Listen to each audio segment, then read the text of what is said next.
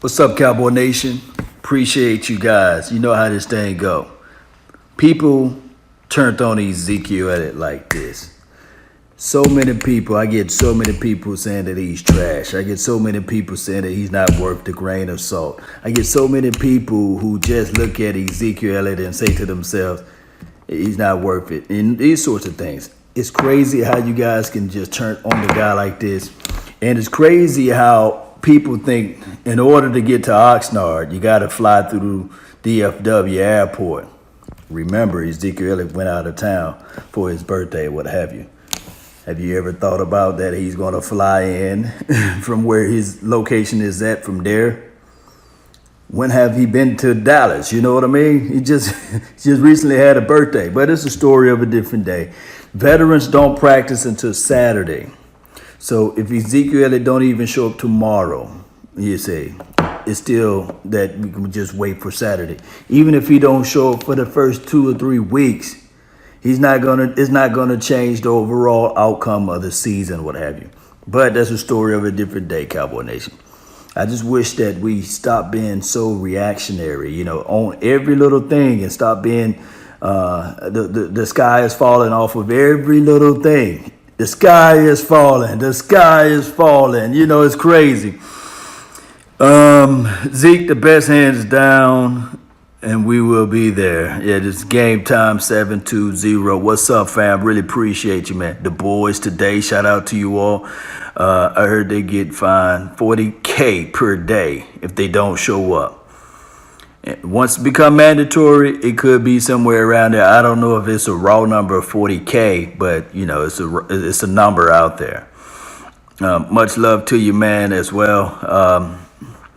So our fan base, man, and some of this stuff is designed and brought upon by the national media because we are so heavily watched that Patriots, they just won the freaking Super Bowl, for crying out loud, and you don't hear no stories. You don't hear you could be in Boston and you won't even hear anything as it relates to the Patriots. This Dallas Cowboys stuff, sometimes I'll be looking at ESPN, First Take, and the other networks that's out there. I'll be like, man, can y'all just talk about any other team, please? Can y'all just talk? That's why I like sometimes when the basketball season is there and you get other teams to talk about. I like it when they talk about the Lakers and the Yankees, for crying out loud. But when it get down to Dallas Cowboys, you already know you're going to have one guy that's going to overly say something crazy like, Cowboys going to win the Super Bowl 52-0. Then you got the other guy saying that the Cowboys will go 0-16. You got somebody who's going to, it just seems like WWE or WWF at all times, you see. But, this thing is just like my boy Pac says. You guys know how it go. We searching for fortune and fame. Yeah, they searching for fortune and fame. That's what this look like, man. And now it's clout and all that stuff. They like to talk about America's team. Yeah. I mean, we in the news for a reason, right? And Jerry Jones, I said this before on my stream. Jerry Jones is like this. Yeah. Y'all continue to talk because the more time is whether it's good, bad, happy, or sad, the more time you guys got me in your mouths, the Dallas Cowboys. More money, more news, more money. Did you hear that McFarlane had to say about that? Yeah, JR, this is what I'm going to do today. I'm gonna jump into the studio and I'm gonna do the review on that Booger McFarlane. Shout out to him, man. Putting some hardcore evidence out there and information for the nation, for the people to understand, to wrap around their mind, to put those things into their thoughts. Just let everybody know that when you start talking about the Dallas Cowboys, there's only one other quarterback that got more wins than the Dallas Cowboys quarterback. But you hear all the other stuff, and then you hear the Eagles fans crying, talking about Carson Wentz, who never won a playoff game, is so much better. Then you hear about the Rams fans, for those who out there who can talk a little bit because they did disappear this offseason. But it's a story of a different day. But you hear some of the Ram fans that got some of that heat because you already know that they ain't really true built in and bought into their team because they so fickle in a sense. But that's a story of a different day with the LA Rams fans. They talking about like, hey, you see, My quarterback is better. And then this was what I talked about earlier today on my stream. I was talking about this right here. For the people who say that they can't stand Dak Prescott and they would love to have a Pat Mahomes, or they would love to have a Carson Wentz, a Jared Goff, or the Deshaun Watsons of the world and those boys, would you rather have them versus Ezekiel Elliott? Would you rather have Carson Wentz or Ezekiel Elliott? Would you rather have Carson Wentz or would you rather have Jared Goff or Ezekiel, the main man, Elliott? Those are the things you got to ask yourself, because if you look back at 2016, those were our options. The only way that you can get a Pat Mahomes, if we ultimately didn't, well, we drafted Ezekiel Elliott and we ultimately went, 4-12 again, 4-14, 4-12, I meant to say, or something like that. We would have to lose. We had been one of those sorry poo-poo teams. It's crazy, Cowboy Nation. It's crazy. Yeah, see, people saying they'd take Zeke. Yeah, they'll take Zeke. Yeah. But this is the thing. Running backs' career span is anywhere from 3 to 5 years, give or take. That's just the reality of it. Now, people would look at that and say, hey, you put every running back in that box. Remember, Cowboy Nation, the reason why we drafted Ezekiel Elliott, it's not because we drafted Ezekiel Elliott for Dak Prescott. We drafted Ezekiel Elliott for Tony Romo. It's just that when Tony Romo went down, this guy, Rain Dakota Prescott, look at the storyline. And this is not me being a fanfare or the other word that they call it, a fanboy or a Prescott lover and all these things. It took Dak Prescott to beat out Jamil Showers. It took Dak Prescott to beat out a Kellen Moore. It took Dak Prescott to beat out a Mark Sanchez. It took Dak Prescott to beat out a Tony Romo, because Tony Romo folded up like a wallet because he got hit in his back again. And a lot of people would just dismiss everything that happened in 2015. They'll walk around blindly and say, hey, this quarterback is only built around the offensive line. But they forget about 2015. Wasn't the offensive line there? It's crazy, Cowboy Nation. It is crazy. It's so crazy, man. This guy that was drafted not with our first intentions out of the 4th round, because we drafted the guy that's no longer even playing in the National Football League, can't even find a spot, and his name is Tapper, Charles Tapper, I believe. We went and drafted this guy. And all he did was win. And all we can do is say, oh, it's the offensive line. For those who collectively love football and that knows everything about football, oh, it's the offensive line. But what happened in 2015 is, I'm telling everybody, you had a healthy Zach Martin. You had a healthy Travis Frederick, for crying out loud. You had a healthy Tyron Smith. One can argue that the 2016, you still had some injuries to play into that left guard situation with Ron Leary playing, and then all of a sudden you had to put your boy Lyle Collins in. It was musical chairs with those two. And then 2017 rolled around. People don't like facts, but law gonna give it to you, baby. 2017 rolled around, and you had Tyron Smith back all bent out of shape. We had a guy named Chaz Green playing out of position because I said that he was more of a right tackle opposed to a left tackle. They've kicked him out to the left tackle side. He folded up like a lawn chair. Then you bring in a guy that wore number 75 who couldn't block my grandmother, that was, even if she was rolling around in a wheelchair, Byron Bell. You guys remember that? But everybody will forget. And if I have to say this and I have to put the information out there for the nation to remind everybody again, we were still averaging 28 points a game. It's just that when you fold up like a wallet against the Atlanta Falcons, we digressed a little bit. But one can argue even in 2017, if Roger Goodell didn't put his toe in the water and then put his nose so far up Jerry Jones, you know what, that if he spit, it's coming out of his mouth. You see what I'm saying? So we had to fight. Remember, during the season, I said that every game, it's like the Dallas Cowboys versus two teams. The officials and the teams that we had to play against. The officials and the team we had to play against. And then midway through it in 2017, I said, man, we playing against 3 teams. They said, what you talking about? I said, we playing against Roger Goodell, we playing against the team, and then we playing against those officials. Law, you just looking at it from one spectrum. I got facts. There's no other team that played that didn't get a holding call for those amount of games. Is that a what word can I use? Is that what word can I use? Is that a coincidence? I couldn't even find the word, but you guys know, is that a coincidence that the Cowboys went with 8 or 7, was it 10 weeks without a holding call?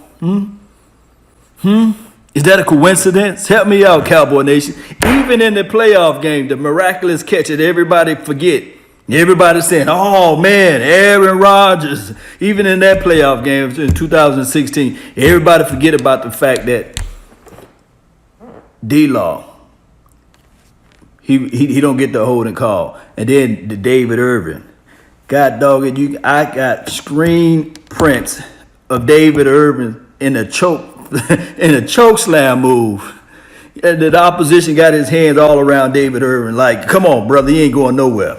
But that's the story of a different day. How much would you trade for Sean McCray or Sean McVay? That's not going to happen. That's not going to happen. That's not going to happen. Appreciate you guys, man. Appreciate you all. Thank you all for showing the love and the adulations to this team, man. We're going to grow one day at a time, one movement at a time, one brick at a time. You guys know brick by brick, we're going to build this thing back up. We're going to continue to grind. Penny Hound, appreciate you, man. Cowboys clips, shout out to you, man. For Kareem Hunt. Look, if Kareem Hunt, and I'm going to say this too, and I get a lot of hate mail, because they say, Law, you don't know what you're talking about. That Tyreek Hill situation. Man, how you going to talk about that brother? You just black brother putting down the man. You putting down a black brother, putting down another black brother. It's not a black and black thing. Hell no, it's not that.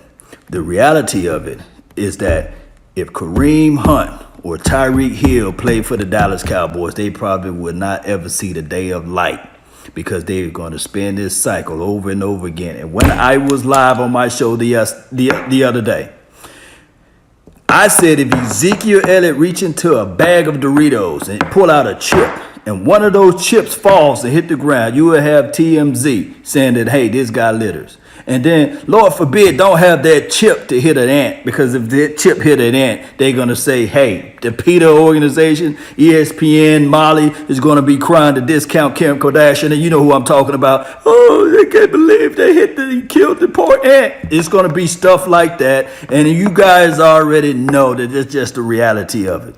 Ezekiel Elliott needs to figure out a way to sue the NFL for defaming a player. You see what I'm saying? That's just the reality of it, but I know that he's not going to do it. He's not going to have the cojones and the wherewithal to do it, because if you think about it, has he ever been arrested? I'll wait. But I can go to the public records. I can pull up a Reuben Foster. I can go to the public departments of public records is out there, and I can pull up a Tyreek Hill. Whether or not, look, if this is the thing that misses me a lot, you know, with the Tyreek Hill, these fake people that get out here saying, oh, Lord, you ain't about that life, bro. Let me tell you something. Tyreek Hill told his son to hold out your arm, open your chest up, let me punch you in your chest so you can be a man, so you can respect me. He's 3 years old. And people will say, Law, you don't know how he broke his arm. And then on the other thing that I want to say, I got a daughter. It better not ever be a man that's walking around on this earth that tell my daughter, B, you better fear me. You need to fear me, because there'll be a dead man walking. He's going to forever be looking around this corner and be like, man, that doggone Law, man, I told his daughter she better fear me, and now he's after me because he's the real Law. Just trust me. Like my boy said, they fear me in their physical form. Let it be known, because I'm troublesome. Because I'm gonna be troublesome if somebody ever tell my daughter that. So you mean to tell me this guy can have on tape, he can say, hey, you better fear me? Come on now, Cowboy Nation. If Ezekiel Elliott said words anywhere close to that to his girlfriend at the time, don't you guys know that he would never see the light of day of playing on the National Football League? Because they'll spin cycle this thing around. If Ezekiel Elliott had a 3-year-old son and said, hey, open your chest up, let me punch you in your chest because you being disrespectful and you're not obeying to my wishes and my demands, don't you think that Ezekiel Elliott will still play in the National Football League? Come on, Cowboy Nation. You guys see the game. But Tyreek Hill, he can say, hey, that's how I raised my son. He's 3 with a broken arm. And people are saying, oh, he should be able to play. And Law, you wrong because you want another brother to be down and suspended because you like Ezekiel Elliott. No. Real talk, Cowboy Nation. Real talk, football people. Yes. Shout out to you, Dave. Appreciate you, man. Discipline is not inflictions. Yes, because the one thing, regardless of whether she's lying or not, both of them don't need to be together because they can't they can't figure out how their son broke his arm.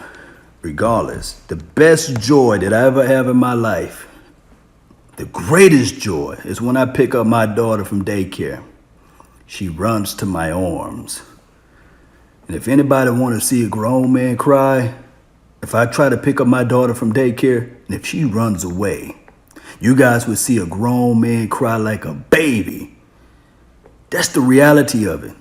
My daughter, she loves me regardless of the situation. Even when I have to spank her, 3 to 5 minutes later, she's gonna be like, Daddy, Daddy. That's the greatest joy. I don't know about you guys, but I live for that moment, That's the reality. That's fatherhood talking to you all. This is not no brother calling his lady or significant other bro. This is the reality of it. Now, I might not ever make close to the amount of money Tyreek Hill makes. I might not even get close to it. My retirement is probably what he makes. Probably what he makes in a paycheck, 2 or 3 paychecks. But the reality, my fatherhood is more valuable than any paper that any man can say. And my essence lives on, and my presence will be forever ingrained in the fibers of my daughter's mind, and also you all. Yes, let's go, Cowboy Nation. Look, one day at a time, one movement at a time. Let's stop just overreacting over every little small thing. Let's continue to push our mind together. Let's continue to think positive things will follow, positive energy and those sorts of things. I really appreciate you all. Thank you all for subscribing and following this page. Don't forget to hit up Cowboys Experience. You guys see, let me pull up my hat. Yeah, Cowboys Experience. We'll be live like 95 at Oxnard on July the 27th, if Lord willing. I will be there. My guy Shango will be there. Big Game James and some more other Cowboys YouTubers. We'll be in the mix. We'll be trying to pull some of the players aside, get some personal intel on them, seeing if they can come out to some of the events as well. We're going to try to get this thing going one way or another. You guys know how this thing go, Cowboy Nation. Let's continue to grind. Let's continue to shine. And remember, you all are listening to absolutely nothing but the best. Salute.